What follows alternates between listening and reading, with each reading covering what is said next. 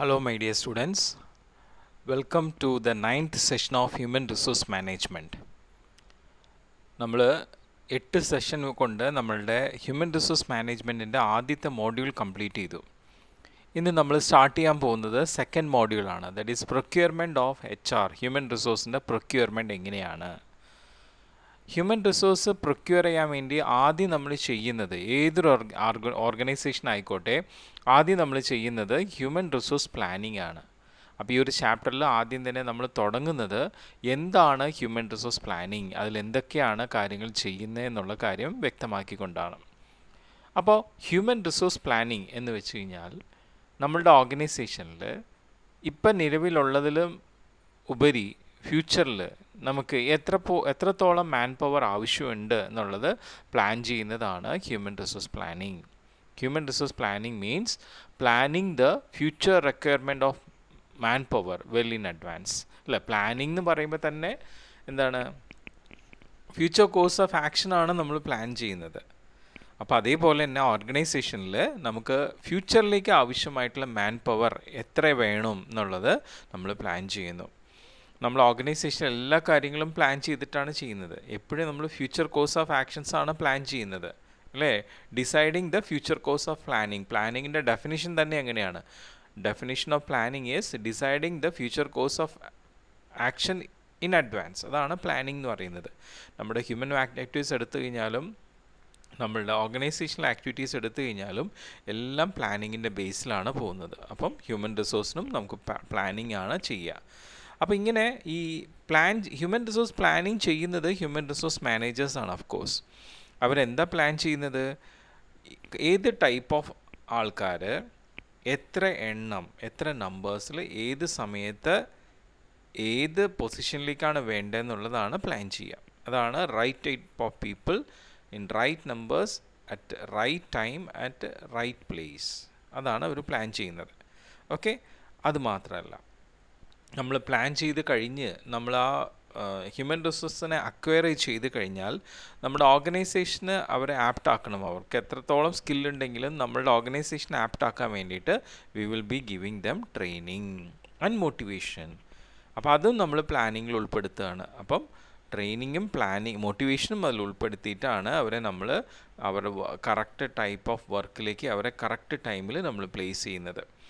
അപ്പോൾ ഈ പറയുന്ന ഹ്യൂമൻ റിസോഴ്സ് പ്ലാനിങ്ങിൽ ഞാൻ നേരത്തെ പറഞ്ഞല്ലോ, നമ്മൾ ഫ്യൂച്ചർ എത്ര മാൻ പവറാണോ ആവശ്യമുള്ളത് അതാണ് നമ്മൾ എന്ത് ചെയ്യുന്നത്, നമ്മൾ പ്ലാൻ ചെയ്യുന്നത്. അത് ഓരോ സമയത്തും നമ്മൾ ഓർഗനൈസേഷൻ്റെ ആവശ്യം അനുസരിച്ചിട്ടാണ് നമ്മൾ പ്ലാൻ ചെയ്യുക.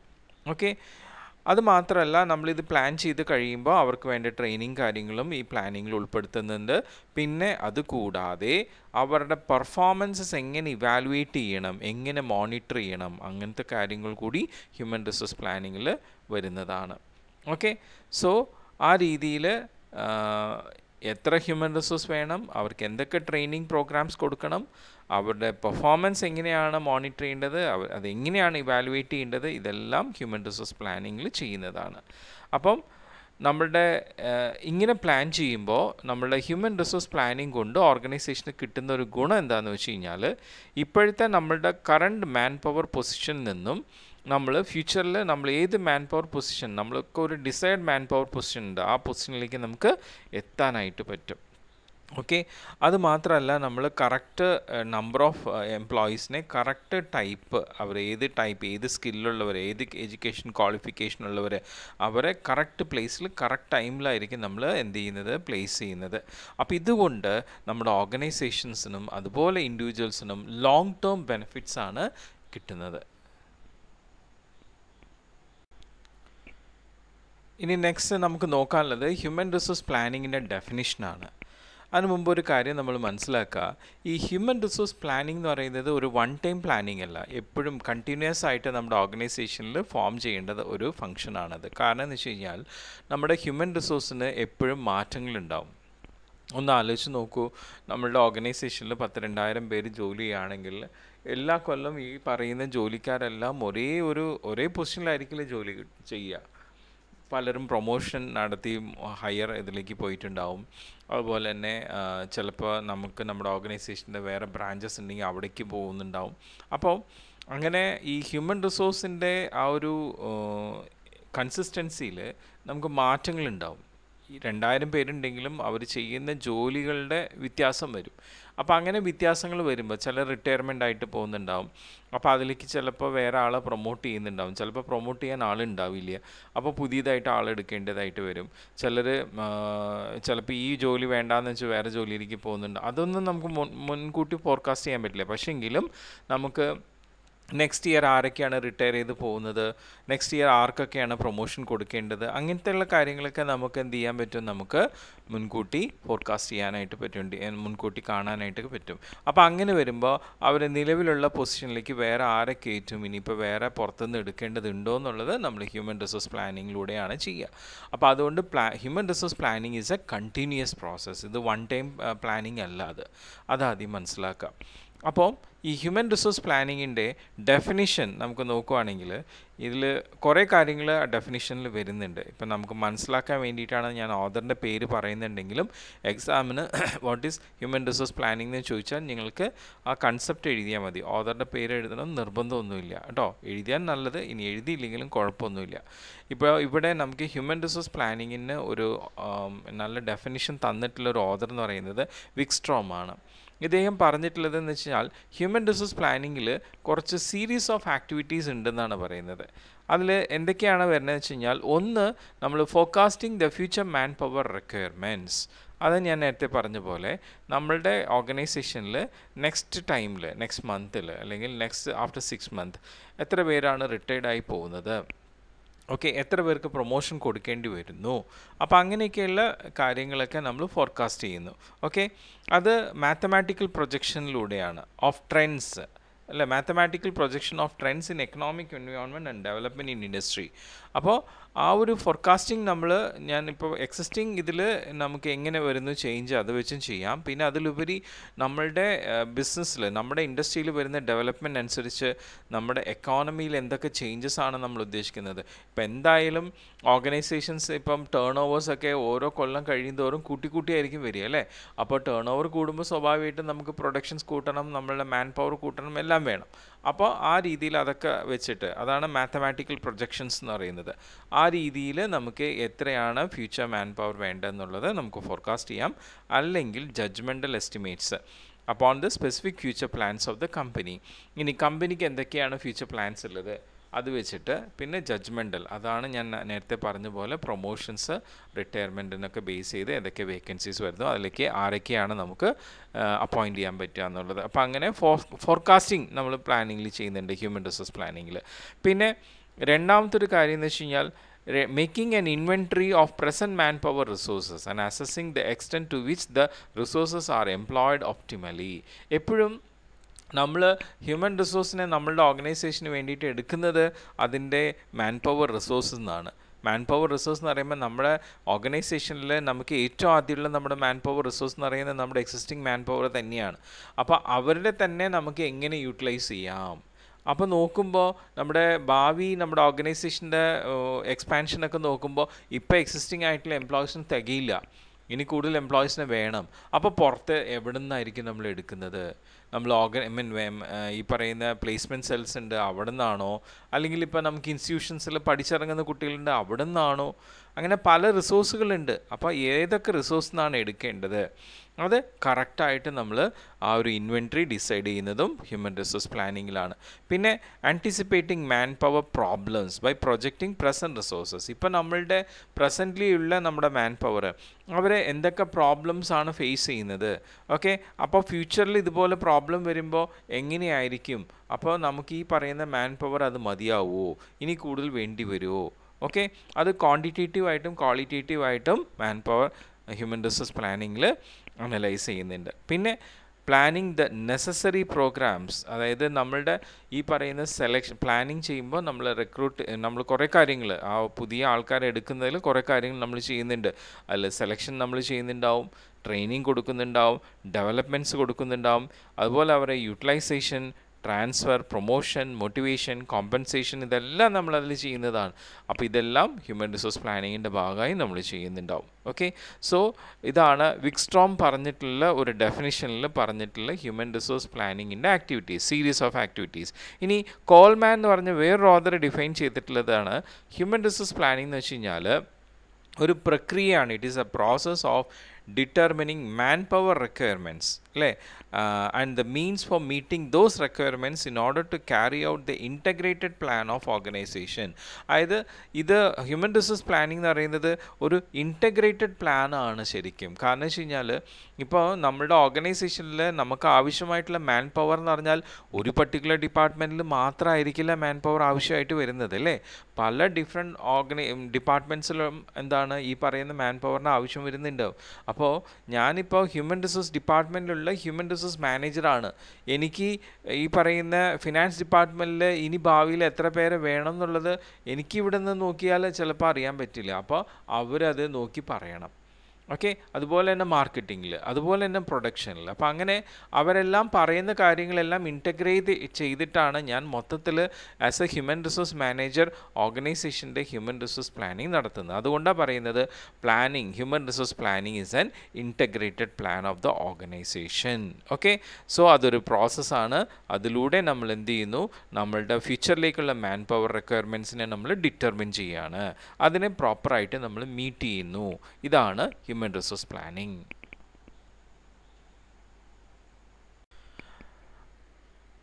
അപ്പോൾ നമ്മളുടെ ഈ ഹ്യൂമൻ റിസോഴ്സ് പ്ലാനിങ്ങിനെ നമുക്ക് ഇപ്പോൾ ഇതുവരെ നമ്മൾ മനസ്സിലാക്കിയത് കൊണ്ട് എന്താണ് ഹ്യൂമൻ റിസോഴ്സ് പ്ലാനിങ്, അതിൻ്റെ ഡെഫിനേഷനൊക്കെ നമ്മൾ മനസ്സിലാക്കി കഴിഞ്ഞപ്പോൾ നമുക്കൊരു ഐഡിയ പിടികിട്ടുന്നത് ഇങ്ങനെയാണ്. ഹ്യൂമൻ റിസോഴ്സ് പ്ലാനിങ് എന്ന് പറയുന്നത് ഒരു ഡബിൾ എഡ്ജ്ഡ് വെപ്പണാണ്.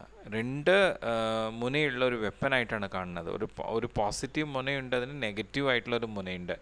ഓക്കെ, അപ്പം അതിൽ ഏത് മുനയാണ് വേണ്ടതെന്നുള്ളത് നമ്മൾ യൂട്ടിലൈസ് ചെയ്യുന്നതനുസരിച്ചിട്ടാണ്. ഓക്കെ, ഇപ്പം നമുക്കൊരു നൈഫ് ഉണ്ടെങ്കിൽ ആ നൈഫ് കൊണ്ട് നമുക്കിപ്പോൾ എന്തെങ്കിലും കട്ട് ചെയ്ത് കഴിക്കാം, അല്ലെങ്കിൽ നമുക്ക് ആ നൈഫ് കൊണ്ട് ഇപ്പോൾ ആരെങ്കിലും ഉപദ്രവിക്കുകയും ചെയ്യാം. അതാണ് ആ positive negative to edge weapons എന്നുള്ള സെൻസ് ഇവിടെ ആ സെൻസിലാണ് ഇവിടെ പറയുന്നത്.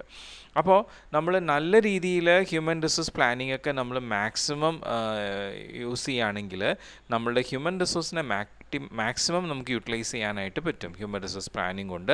അതുപോലെ തന്നെ ഒരുപാട് ലേബർ ടേൺ ഓവറെ നമുക്ക് റെഡ്യൂസ് ചെയ്യാനായിട്ട് പറ്റും, ആബ്സെൻറ്റീസം കുറയ്ക്കാനായിട്ട് പറ്റും, എംപ്ലോയീസിൻ്റെ പ്രൊഡക്ടിവിറ്റി കൂട്ടാനായിട്ട് പറ്റും, ഓർഗനൈസേഷൻ ഒബ്ജക്റ്റീവ്സ് നമുക്ക് അച്ചീവ് ചെയ്യാനായിട്ട് പറ്റും. അതാണ് positive edge of the human resource planning. അതേസമയം അതിൻ്റെ നെഗറ്റീവ് എഡ്ജ് എന്ന് വെച്ചാൽ നമ്മൾ ശരിയായ രീതിയിൽ ഹ്യൂമൻ റിസോഴ്സ് പ്ലാനിങ് നടത്തിയില്ല, അല്ലെങ്കിൽ ഹ്യൂമൻ റിസോഴ്സ് പ്ലാനിങ് നമ്മൾ പ്രോപ്പറായിട്ട് യൂട്ടിലൈസ് ചെയ്തില്ലെങ്കിൽ അത് നമ്മുടെ വർക്ക് ഫ്ലോയിനെ തന്നെ മൊത്തത്തിൽ താറുമാറാക്കും. വർക്ക് ഫ്ലോയിനെ ഡിസ്റ്റർബ് ചെയ്യും, പ്രൊഡക്ഷൻ കുറയും, ജോബ് സാറ്റിസ്ഫാക്ഷൻ കുറയും, അതുപോലെ കോസ്റ്റ് ഓഫ് പ്രൊഡക്ഷൻ ഹൈ ആവും, കാരണം വേസ്റ്റേജ് ഒക്കെ വളരെയധികം കൂടുന്നതുകൊണ്ട്. അപ്പോൾ അത് മാനേജ്മെൻറ്റിന് ഭയങ്കരമായിട്ട് ഒരു ഹെഡേക്കാണ്.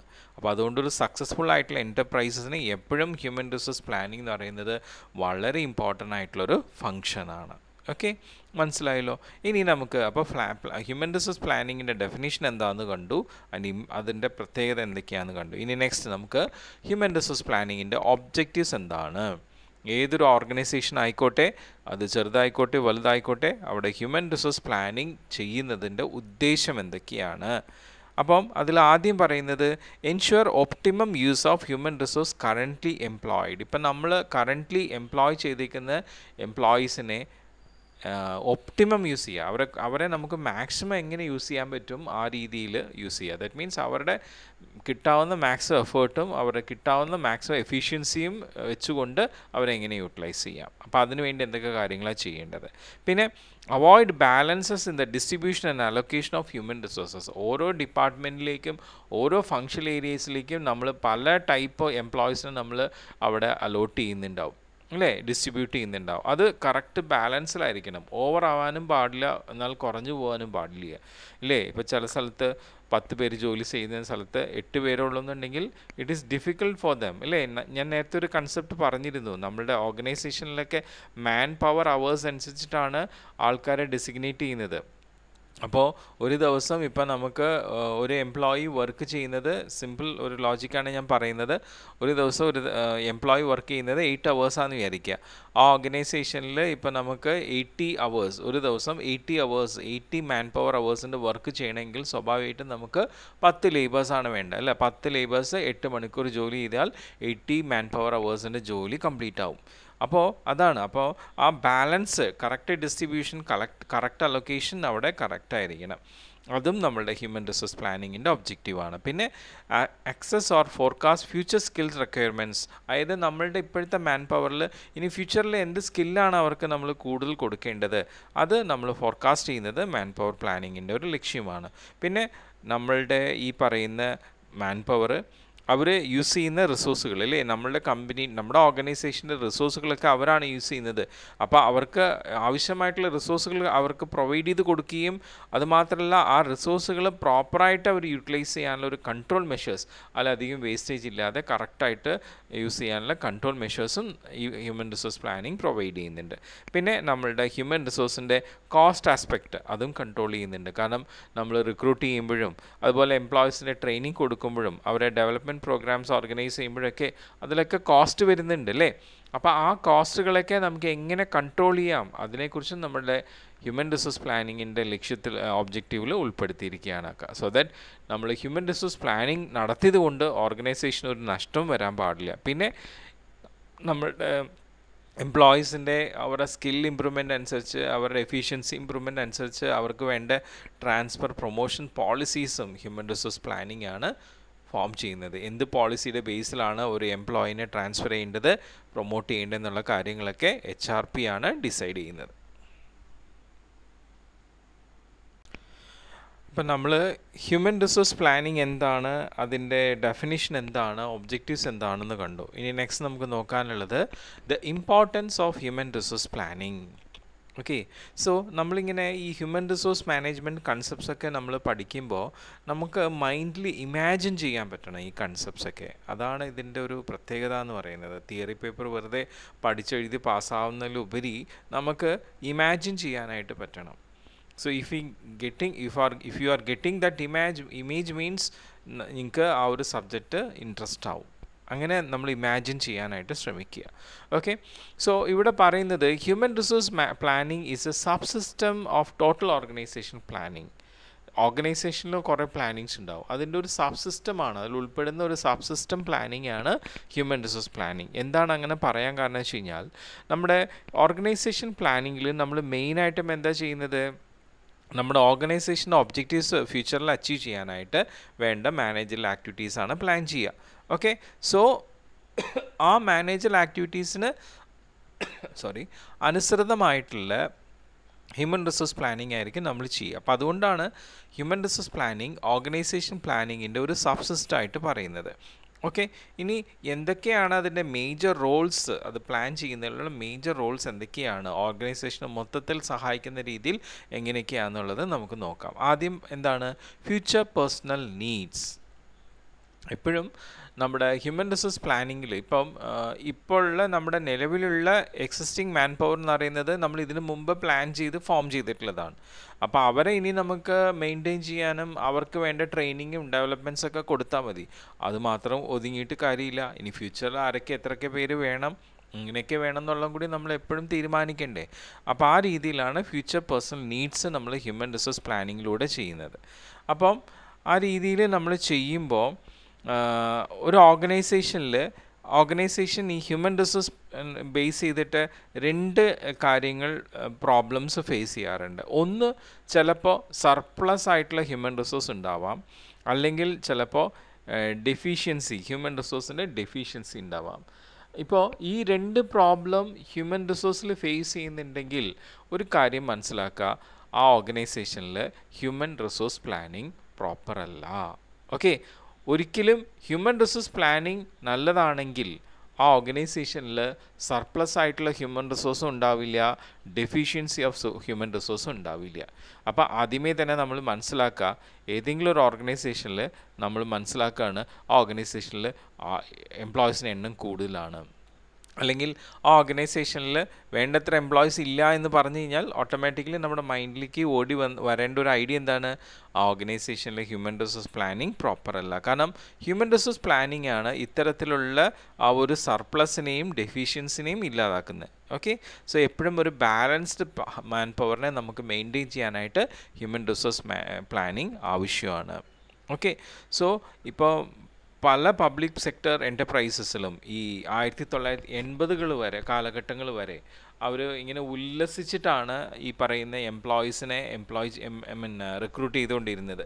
അപ്പോൾ അവർ പ്രോപ്പറായിട്ടൊന്നും നോക്കിയും കണ്ടിട്ടും അല്ല എന്ത് ചെയ്തത്, ഈ എംപ്ലോയീസിനെ റിക്രൂട്ട് ചെയ്തത്. അപ്പോൾ അതുകൊണ്ട് തന്നെ ഒരുപാട് സർപ്ലസ് ആയിട്ടുള്ള എംപ്ലോയീസിനെ പല പബ്ലിക് സെക്ടേഴ്സിലും കണ്ടിട്ടുണ്ടായിരുന്നു. അപ്പോൾ ആ സമയത്ത് ഹ്യൂമൻ റിസോഴ്സ് പ്ലാനിങ് ഒന്നും അങ്ങനെ പ്രോപ്പറായിരുന്നില്ല.